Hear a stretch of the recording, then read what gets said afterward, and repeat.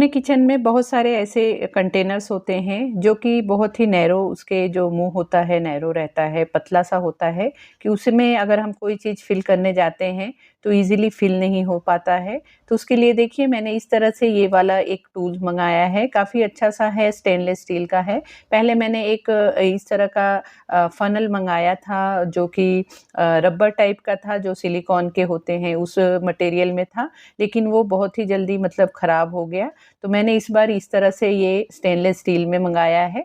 छोटे-छोटे से ही हैं, आप साइज़ में देख सकते हैं, लेकिन काफ़ी मुझे यूज़फुल लगा। तो इस तरह से 3 पीस में है, एक बड़ा-सा है, एक छोटा-सा है और एक उससे छोटा-सा है। तो मैं अभी सबसे छोटा वाला तो बाद में कहीं यूज़ करूँगी, लेकिन जो ये बड़ा वाला है, इससे मैं जो भी मेरे इस तरह के जार हैं, छोटे वाले हमारे किचन में काफ़ी सारे जार होते हैं, जिसमें हम कुछ भी फिल करने जाते हैं, तो वो चीज़ें गिरने लगती हैं। तो उसे फिल करने के लिए इस फ़नल का यूज़ कर सकती हूँ मैं। और साथ ही जो इस तरह के हम आजकल किचन में बॉटल्स यूज़ करते हैं, ऑयल बॉटल, तो उसके लिए मैंने ये वाला फ़नल यूज़ कर रही हूँ। तो बहुत ही ईज़िली इसमें से मतलब चीज़ें हम फिल कर सकते हैं और ऑयल को भी अच्छे से भर सकते हैं।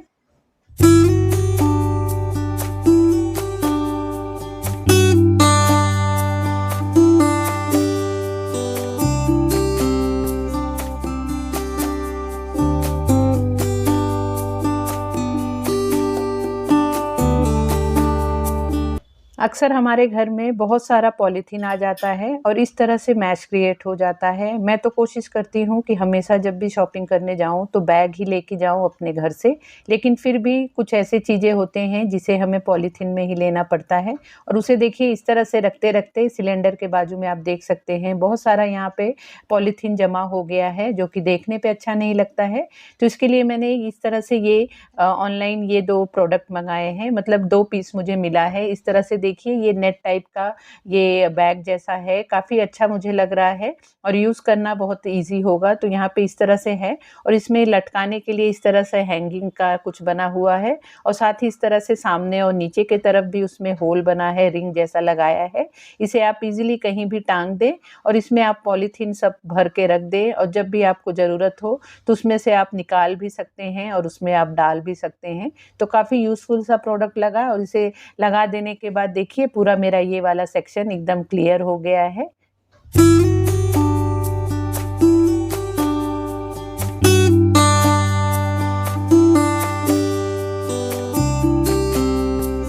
मैं फ्रिज में हर चीज़ को अलग-अलग बास्केट में स्टोर करती थी, लेकिन मुझे काफ़ी सारा प्रॉब्लम होता था जब भी जैसे मिर्ची, धनिया, कड़ी पत्ता, लहसुन, अदरक ये सब मुझे लेना होता था तो मुझे सभी डब्बों को निकालना पड़ता था। तो उसके लिए फिर मैंने क्या किया, इस तरह का ये मैंने मल्टीपर्पज़ ये स्टोरेज बॉक्स मँगाया। इसमें आप देख सकते हैं 6 इस तरह से छोटे-छोटे इसमें कंटेनर हैं और उसमें जाली भी बनी हुई है कि अगर आपकी सब्जियाँ जैसे मिर्ची, धनिया, कड़ी पत्ता ये सब में थोड़ा बहुत अगर पानी है या मॉइस्चर है तो वो उसे वो जाली में से फ़िल्टर कर देगा। तो यहाँ पे मैं इसमें सब में अब जैसे नींबू हुआ, लहसुन हुआ, अदरक हुआ, मिर्ची हुई, ये सब चीज़ें हमें मोस्टली सभी रेसिपी में ज़रूरत पड़ती है, एक साथ लगता है, तो मुझे अलग-अलग बास्केट लेना पड़ता था, निकालना पड़ता था फ्रिज में से। तो मैंने ये वाला एक बॉक्स मँगा लिया है जो कि मुझे अब काफ़ी यूज़फुल हो रहा है, मेरे लिए हेल्पफुल हो रहा है। तो इसमें ही मैं सभी चीज़ों को स्टोर कर ली हूँ और जब भी मुझे कुछ बनाना होता है तो एक ही जगह से मैं फटाफट सभी चीज़ों को लेके और यूज़ कर लेती हूँ।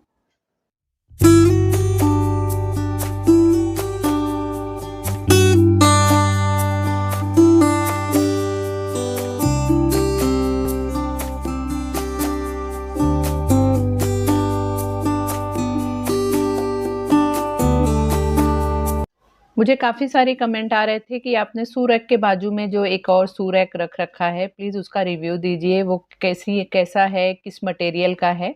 तो यहाँ पे देखिए ये 2 साल पहले ही मैंने इसे ऑनलाइन मँगाया था, 2 साल से यूज़ कर रही हूँ, रफ़ एंड टफ़ यूज़ कर सकते हैं, बहुत ज़्यादा स्टडी सा नहीं है, बहुत ज़्यादा स्ट्रॉन्ग नहीं है, ओके है। इस तरह से प्लास्टिक का ही पूरा शीट का ये आता है, इसे हमें असेंबल करना पड़ता है, 5 सेक्शन इसमें है, मतलब 5 आप फ्लोर देख सकते हैं और ये पूरा मतलब प्लास्टिक का पूरी बॉडी है चारों तरफ से, और इसमें इस तरह से आप देखिए ये राउंड राउंड आपको प्लास्टिक का दिख रहा है, और उसमें इस तरह से ये मेटल का स्टिक है, उसे उसमें सेट करना पड़ता है, उसमें बिठाना पड़ता है, और फिर ये इस तरह से रेडी हो जाता है।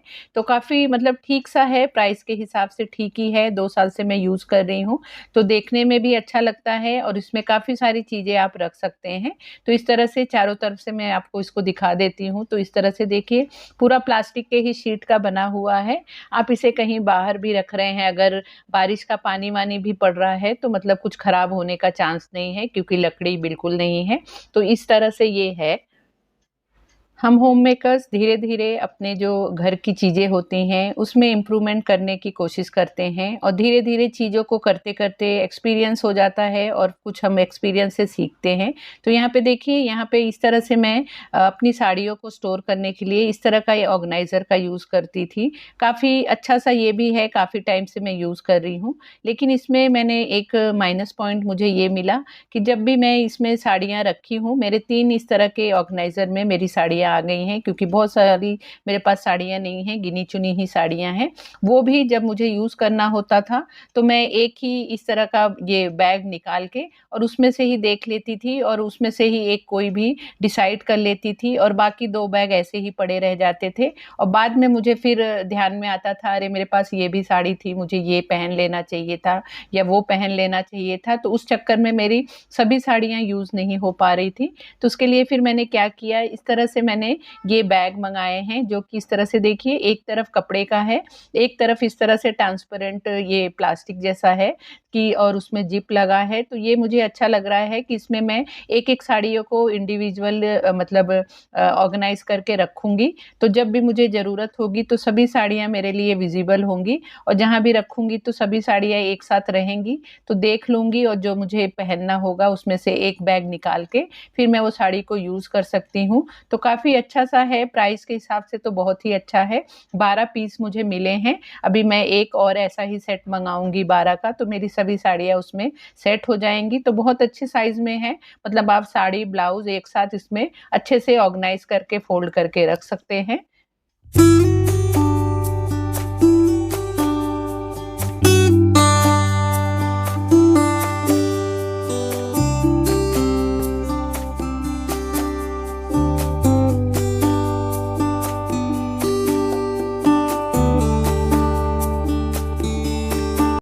इसी तरह से मैं मेरे डाइनिंग टेबल में टिश्यू पेपर रखने के लिए इस तरह का होल्डर का यूज़ करती थी। होल्डर को यूज़ करते-करते मतलब टिश्यू पेपर यहाँ पे रखने के बाद मुझे रियलाइज़ हुआ कि जब अगर हम कहीं 2-4 दिन के लिए बाहर चले जा रहे हैं और घर में कोई नहीं है, कोई यूज़ नहीं हो रहा है, तो टिश्यू पेपर के ऊपर बहुत सारा धूल-मिट्टी और डस्ट हो जाता था, जो कि फिर हम उस टिश्यू पेपर को यूज़ नहीं कर पाते थे और काफ़ी सारा वेस्टेज होता था। जब इसे मैंने लिया था तो मुझे इतना कुछ मैंने मतलब सोचा नहीं और मुझे कुछ आइडिया नहीं था।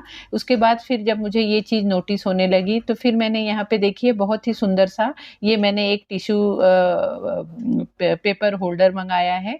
काफ़ी सुंदर सा है, आप देख सकते हैं टेप रिकॉर्डर के शेप में है और काफ़ी मतलब यूनिक सा लग रहा है। इसकी डिज़ाइन आप देख सकते हैं कितना सुंदर लग रहा है और इसका कलर कितना प्यारा सा है। तो अब इसमें मैं टिश्यू पेपर को ऑर्गनाइज़ करके रखूँगी, तो बहुत ही आसानी से इसमें से ले सकते हैं और कितने भी दिन तक अगर टिश्यू पेपर यूज़ नहीं हो रहे हैं, तो भी उस पे धूल-मिट्टी बैठने का कोई चांस नहीं होगा। तो बहुत ही सुंदर सा देखिए ये मुझे टिश्यू पेपर होल्डर मिल गया है।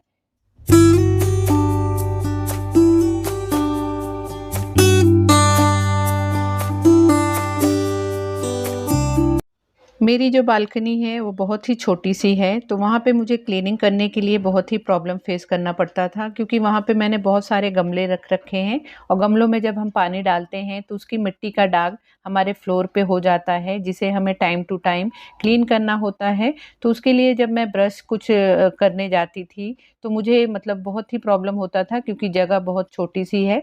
तो मैंने फिर ये वाला एक प्रोडक्ट मँगाया है ऑनलाइन, जो कि मुझे काफ़ी अच्छा लगा, काफ़ी यूज़फुल लगा, बहुत ही स्टडी सा है और उसके जो ब्रश हैं वो भी बड़े स्ट्रॉन्ग से हैं कि जहाँ भी उसकी हम उससे सफाई कर रहे हैं तो दाग धब्बे बहुत ही अच्छे से निकल जा रहे हैं। और ब्रश के साथ ही उसमें वाइपर भी है, तो जैसे ब्रश से क्लीन कर लेने के बाद जब हम पानी डाल के फ्लोर को क्लीन करते हैं तो वाइप करने के लिए भी हमें वाइपर की ज़रूरत पड़ती है। तो ये 2 in 1 है, दोनों चीज़ एक साथ इसमें है, तो बहुत ही आसानी से मतलब मेरी जो बालकनी है वो क्लीन हो जाती है। इसे आप आपके बाथरूम, टॉयलेट में कहीं भी मतलब क्लीनिंग करने के लिए आप इसका यूज़ कर सकते हैं।